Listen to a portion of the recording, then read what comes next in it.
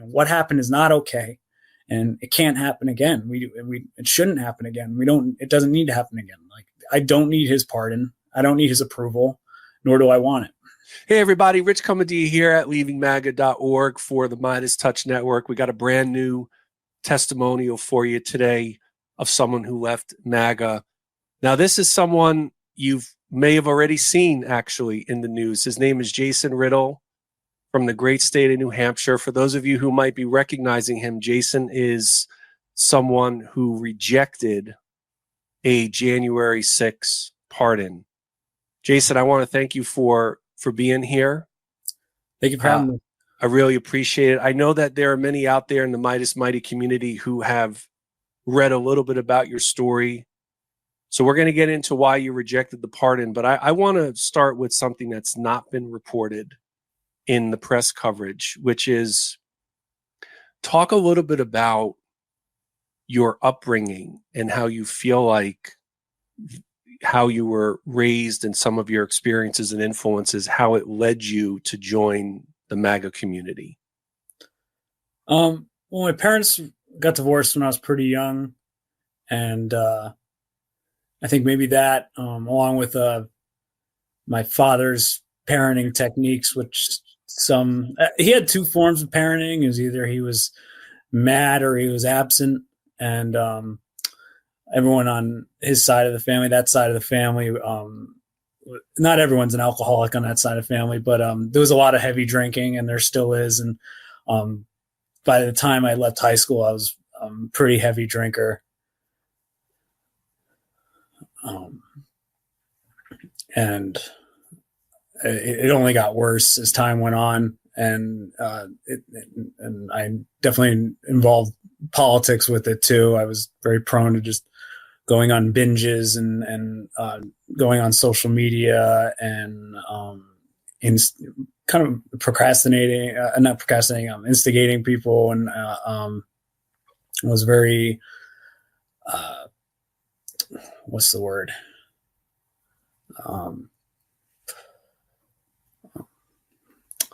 Sorry, I'm having a hard time with this. Controversial, so to speak.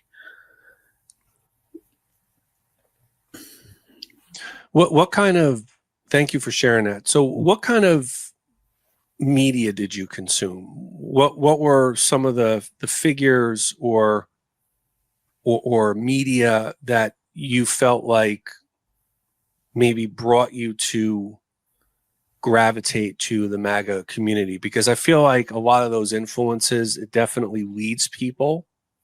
It can help steer them toward MAGA.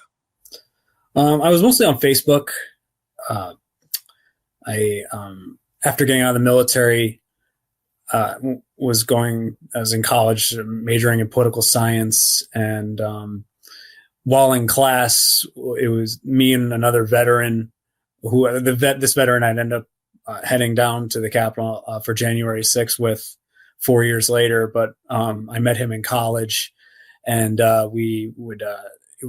most people in the classrooms were Bernie Sanders supporter, and this one veteran and I, we were Trump supporters, and we would argue with everyone in class.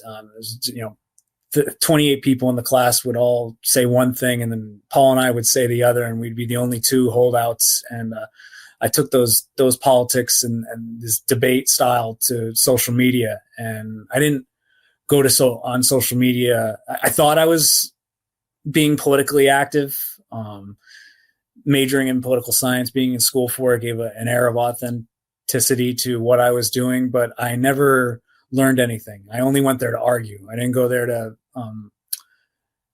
find out what is right, but I like to prove people wrong, and that's all I seemed to care about. And I had 10 years on most of the students that were in my classes with, so it was sometimes easy to pick apart the arguments that these students would bring up in support of Bernie Sanders, and compared to actually just coming up with why it would be right to support Trump. I never did that. It was proving you wrong, and somehow that gave me the feeling that I was right. I think that I can relate to what you're saying, because the the feelings of wanting to be proven that we're on the right side. It definitely informed my thinking before I decided to become a MAGA community member and become a volunteer. What was it, though, about the community itself that really appealed to you? Now, you're a veteran. So Yes, so I was in the Navy, and I joined the Army Reserves after. And I spent a lot of time after college. I worked as a correctional officer, and then I worked at the post office, and I kept trying to make government work, but it wasn't working because of all these problems. I was because of my drinking, and I didn't want to admit that, though. And the more useless I became as a person, I got fired from corrections. If I didn't get fired from the post office, I would have been. I quit. The more useless I became, the more louder I became of a MAGA supporter. It filled my time with just noise instead of action. And then going to these rallies, in my mind, was action. It was patriotism. It was love of one's country, and it didn't really faze me that I'm driving around going to right-wing nationalist rallies. To me, I was going around and spreading the word, and it turned into more or less of a routine. And by the time January 6th, it was a routine I was very used to. What I hear in what you're saying is what I call MAGA to everyone, which is a community. You found a like-minded group. You were going to rallies. You had a shared enemy. And there's something that I think the public will want to hear from you, because there's this question that comes up a lot in the public discourse about January 6th, and we'll get to that in a moment, that part of your story. But what is it about some of the veterans who appeared and rioted at January 6th? Do you think that there is something in the training or upbringing of a veteran that makes them more susceptible to some of the MAGA lies? I'm curious about your take as a vet and how that applies as you see it to other veterans. Well, at the Trump rallies and on January 6th, there was this, even before January 6th, just at the rallies themselves, there was this mob mentality, especially if, like, say, someone's getting kicked out of the rally, a protester gets kicked out of the rally. Like, in unison, everyone will look together and will band together and look at this person and embarrass that person, or maybe even physically remove that person without even questioning the authority, and that's something a lot of us were trained when we're, whether former policemen or veterans. There was just like this instant bond you felt. I distinctly remember on January 6th with complete strangers. That something that is clearly being taken advantage of by the, starter of this movement. So let's talk about January 6th, because I want to spend some time on this. Okay. Take us through your thought process after the election between November and January 6th. Take us into, in as real time as you can, your world and what it was like for you in those 2 months in between. After Trump lost the election, I was working before and after. I was working at the post office, and my friend Paul, who I had gone to all these rallies with and had all those classes with back in college, would talk while I was delivering mail. I had a Bluetooth in my ear, and he would be he was unemployed because he too was having problems after he graduated. He'd gotten fired at least twice, and we were enablers. We would just we would complain to each other after we got fired and blame the liberals for our getting fired.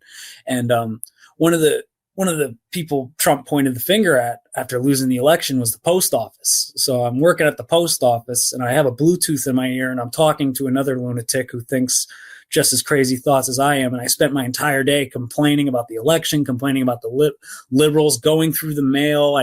If I'd be at someone's house who had a Biden sign in their lawn, I'd be like, oh, this freaking liberal, that and this and that. And he'd be in the Bluetooth and we were just riling each other up. And by the time I'd quit the post office, I think it was December 31st.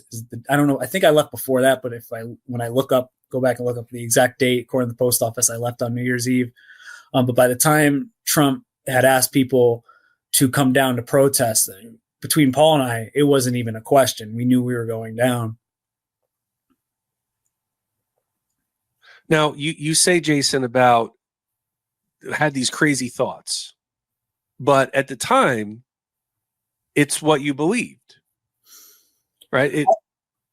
I knew he lost the election. I honestly didn't care.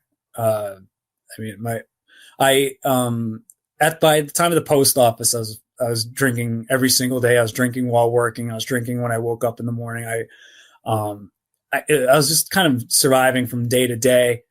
And at this point, I knew I had a problem and I didn't know I was going to get past it.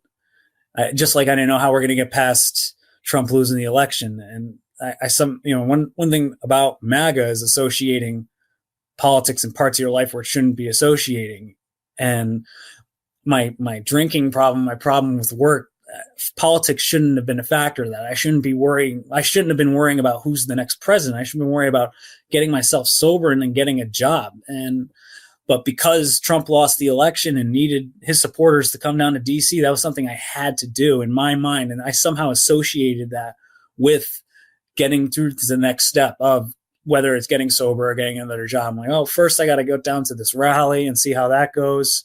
It gives you I was a non-functioning alcoholic at this point now where I can't even hold a job. So, social events weren't normal anymore. So, I'm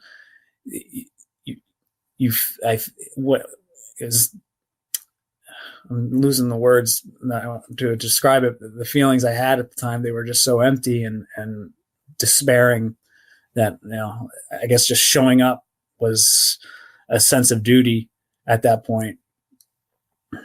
No, I think you're really highlighting just the pressures to conform and the peer pressures are real. And I think that for a lot in the public, I don't ask them to defend your actions or my actions or rhetoric in the past, but some of the challenges faced when someone is very deep in a community is that it is really difficult to walk away, in part because of the community of it. And that's a very candid admission you're making, which was, you just said, yeah, I knew that he lost. I knew that he lost also. I didn't go to the Ellipse. I knew people who went. I would not have gone even if invited. What upset me about January 6th was not that law enforcement was attacked and there was a riot at the Capitol. What upset me about January 6th at the time was I was looking at everyone who insurrected, and I thought they're ruining our chances of a 2024 comeback. So my concern was damage control. My concern was political future. It wasn't, wow, people are getting hurt and possibly might die today. So that's an admission that you're making. I appreciate you being honest about that it was that you felt a sense of duty to the leader in the community to go. So now take us through after the Ellipse. You're there for the speech. You hear the president. Then what? Well, at first we had confused where the speech was going to be, and I had Ubered to the White House. I paid for the Uber. My friend Paul was with me. We'd invited another friend along. His name is Matt, and he was also a fired firefighter with a drinking problem. So you had 3 veterans with drinking problems who've all been fired within the past few years. Heading down to DC wouldn't go wrong. But we stayed at a hotel outside of DC and Ubered to the White House. And there is a apartment complex in Washington, D.C. called the White House. And that's where the Uber had brought us. And we discovered this obviously wasn't where we wanted to go. So I had changed the Uber to 1600 Pennsylvania Avenue. And then we were heading towards the White House when the Uber driver pointed out as we're passing the Washington Monument, I think you guys want to go here. And so he pulled over and let us out. So it was, thanks to the Uber driver, we even got to the right spot. And we heard Trump speaking on the other side of the hill of the Washington Monument. We didn't actually see him there. We saw the crowds of people walking towards the Capitol building, and we came to the conclusion that Trump is probably over at the Capitol building speaking there. So we walked over to the Capitol building, and my friends had stopped following me, when we had to step over a barrier. They were smart enough to know that's probably not a good idea to keep following the crowd. I kept going. And when violence started erupting and when people started storming, into the building, my initial reaction was confusion because, I'm thinking I'm going to watch Trump speak. And instead, now I'm with a group of people storming into the Capitol building. Is it because Trump's in there and they're holding him hostage? What's happening? That was my initial thought. And I was also confused by the chance to hang Mike Pence. I don't have strong feelings for or against Mike Pence. So when people were doing that, I was a little confused. And but then when the Capitol building started getting broken into, it was just basically a mass immaturity movement on the part of the riot where I was at. I was not down. I see the videos of what was happening down in the tunnels with the extreme, violence of cops, one police officer being tasered. And I didn't see that. I saw property destruction and people throwing papers around, like more or less like as if we had just won, our team had just won a game and we're rioting after the game. That was more of the feeling I was experiencing. I felt with the people around me when we first went into the building. And it was euphoric and jubilant. And even after a cop had come in and yelled at me to leave, in my mind too, I was also within the confines of the law by doing what a cop told me to do as soon as he told me to. I'm like, I'm good. The cop told me to leave, so I left. But even though I'd already, seen violence against police officers and entered the building, I obviously had already broken the law at that point. And after I had left the building, the gentleman who I'd hawked the book I'd picked up a book on my way out of the building, and I'd hawked it to someone right outside the building. I'd started talking to someone, and he'd offered me $40 for it, and he gave me $40. I gave him the book, and he asked me. He said people were getting into the building. He heard, and I was like, "Oh, people are in there. They're there." And he's like, people got shot, right? And I was like, no one got shot. It's a party in there. And he's like, no, someone got shot. I saw a woman who got shot in the neck get brought out of the building. And it was like from that moment, that's where all that jubilance and all the excitement and all those immature feelings I was having, it turned into fear really quick. And I remember I was looking at the police a lot differently at that point. They were starting to barricade us into the building. And I remember thinking, these police, they can shoot us right now legally. And I remember being really afraid. And I had to walk along the building to find an opening. There was no walking away from the building where I was because there were so many people still pouring in. And there's police when I'm looking away from the building, there's police to my left starting to make a wall barricading us in. And there was rioters coming in from the right. And I had walked along the building until it started to open up. And then I walked out and I started to run. And I ran for, it felt like eternity. I think it was a good hour or two I was running. My phone had died during the ride, so I couldn't get in contact with the people I'd come down with. And I ended up running back and then turning around and heading back to where I'd come from until I found a T-Mobile. And all the businesses were shutting down too. All the businesses were kicking everyone out and shutting their doors, but T-Mobile was still open, and they let me plug my cell phone in and call my friends, and they came and got me. Wow. Thank you for the detail on that. And is it fair to say that after you were arrested for your role on that day that you were defiant at first? Oh, absolutely. I loved negative attention so much, and I really got it there, and I wanted to piss everyone off as much as I could. It almost became a mission for me. I put on Facebook at one point, my only regret is we gave the Capitol building back, and that actually showed up in the Boston Globe. And a lot of my family had stopped talking to me. Everyone on my father's side of the family stopped talking to me. And so the negative attention also comes with the sprinkling of compliments from the other fringe groups and the fringe people and the people who support Trump. And so I would sort of gesture to those people and basically be a mascot. I was working, I was volunteering for free for Trump at that point. So take us through when your doubts started to commence. Around what time, what year, the time period of the year, what triggered it, what you were thinking as you went through what I would consider an epiphany of eventually leaving MAGA. Take us, again, as real time as you can into your life at that moment when you're starting to have these doubts. The government ended up forcing sobriety on me. Not long after the riot, around the time I got arrested, shortly after I got arrested, I did an interview with Catherine Underwood. I told her I'm going to run for office, and she wanted to do an interview for that. And I did an interview while drinking and confused my congressmen and my senators. And I said I'm going to run for Congress against a senator, and I went viral.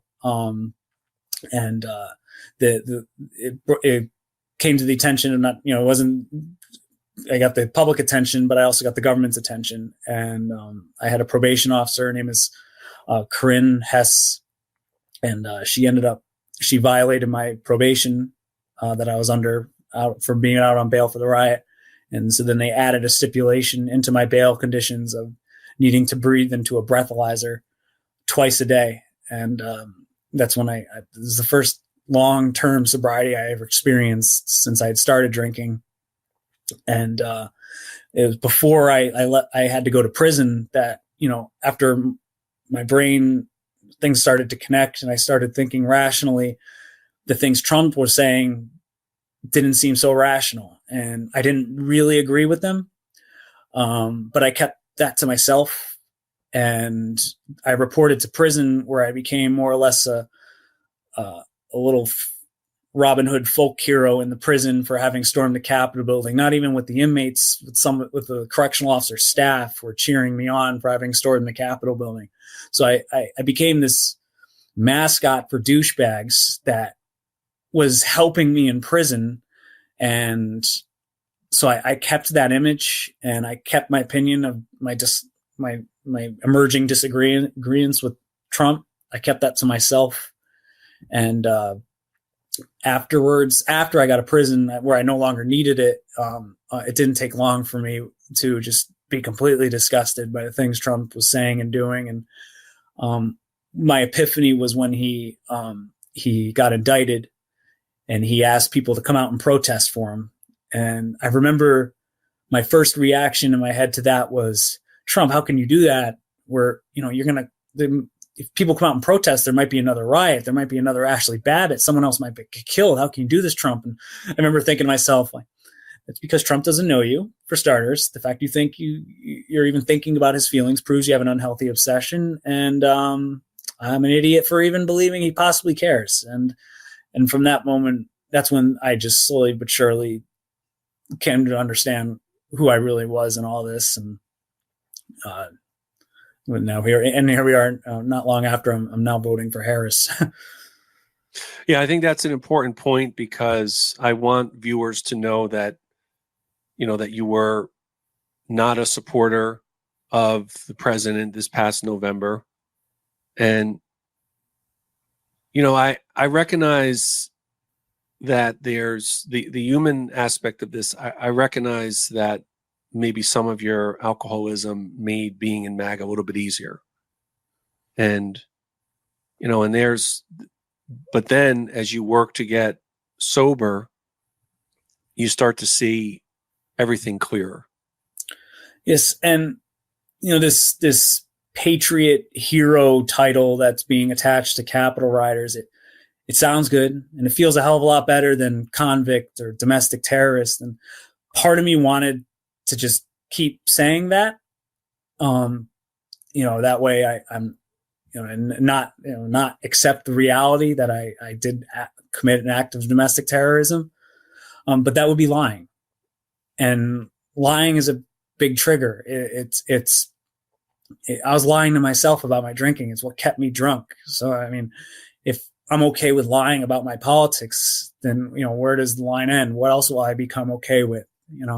I've already actively participated in the dismantling of our democracy, what Trump is doing. And, so for me, if I did nothing, I think a lot of rioters at this point are just like, I'm done with politics. They probably didn't. I guarantee you the majority of the Capitol rioters didn't even vote. A lot of them were traumatized by it and they're just staying away from politics. But having already actively participated in this fascist movement, to not do anything, then that means to condone. I mean, I've already participated in it. So I felt the need to do more. And that's why I voted for Harris. I donated to her campaign. I signed up to volunteer, but that was, I think, going to be a hard sell, knocking on people's door and saying, hi, I'm a Capitol rioter, vote for Harris. So I am on a volunteer list somewhere here in Keene, but I did not actually ever take the time to go knock on doors. Well, I want to reiterate the point that you didn't support him in November, because I think for many, they might think, you supported him but it's too late now. But that's not the case for you, that you didn't. You supported Vice President Harris. So why reject the pardon? You've got a chance to get a clean. I know that it doesn't expunge the record, but it restores all of your rights. So why turn it away? Why reject it? Why shun it? It's coming from the man who started the riot. And it's the man who started the riot saying, this is okay. What you did is okay. It doesn't get rid of it. It just says it's okay. And I disagree. I do not think it's okay. I don't agree with his narrative of January 6th. I find his narrative extremely insulting. I find his narrative of what happened insulting, not just to the Capitol police officers that died, but also to the rioters that have died. Ashley Babbitt was a veteran, someone who loved her country. And, and I think that's, her family has done a little campaigning for Trump. And I think it's part of that, refusal to accept reality. I know Ashley Babbitt's mom is one of those people who's gone out there and is politicking this fake narrative, and I don't blame her. I wouldn't want to say that my daughter did these things, but by pushing that lie, I think there's a very good chance, if you do something, people go to prison for a reason, and if you don't learn your lesson, you keep, acting out the same behavior, there's a good chance it's going to happen again. And it's going to be even worse next time. So, I think Ashley Babbitt's family should take that into consideration. What's worse, that their daughter, your daughter and wife and mother died for something stupid and wrong, or would you rather try to pretend she died for something else and then get more people killed in the process? And that's what's going to end up happening. This is. Jason, I just want to say in closing, I really appreciate you sharing this. I think you have a redemption story in more ways than one. Congratulations also on your sobriety. Oh, thank you. I've known friends. I've known people who really struggled with alcohol, and it's hard. It was hard for them to stay clean. And so I want to credit you for that and offer you some praise, even though I know you're not seeking it. And I want to welcome you to our Leaving MAGA community. And I want to welcome you to the MeidasTouch Network, Meidas Mighty community. I always like to close our shows with a positive affirmation. I'm Rich, and I left MAGA. I'm Jason, and I'm leaving MAGA. Hey guys, if you like this video, make sure you leave a comment down below and subscribe. Also, feel free to visit us at leavingmaga.org. You can connect with us there and also help us grow our YouTube channel. Thank you so much for watching. We appreciate everyone's support out there. Can't get enough Meidas? Check out the Meidas Plus Substack for ad-free articles, reports, podcasts, daily recaps from Ron Filipkowski, and more. Sign up for free now at MeidasPlus.com.